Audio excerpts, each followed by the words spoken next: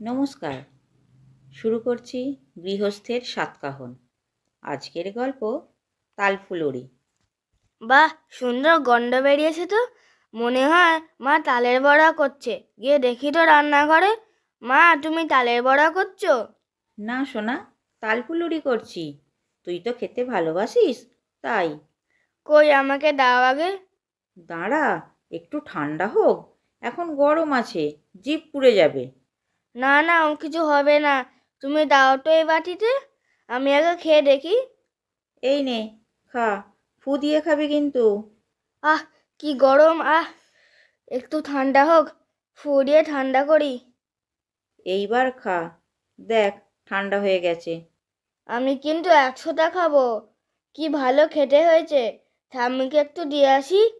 ঠাম্মি, তুমি তাল ফুরুলি খাবে? এই নাও, খাও, মা করেছে। হ্যাঁ, খুব ভালো হয়েছে বৌমা। ওই তালের মাখাটাতে একটু কালো জিরে, মৌরি আর গোলমরিচ গুঁড়ো দিয়েছো তো? তাহলে আরো সুন্দর স্বাদ হবে। আমার শাশুড়ি যখন ভাজতো, এসব দিয়েই ভাজতো। সারা পাড়া একেবারে গন্ধে মো মো করতো। তালের গন্ধ এমনি 10 মাইল দূরের লোক টের পেয়ে যাবে মা। সামনেই তো জন্মাষ্টমী আসছে। সেদিনে তো আবার কত কিছু করতে হবে।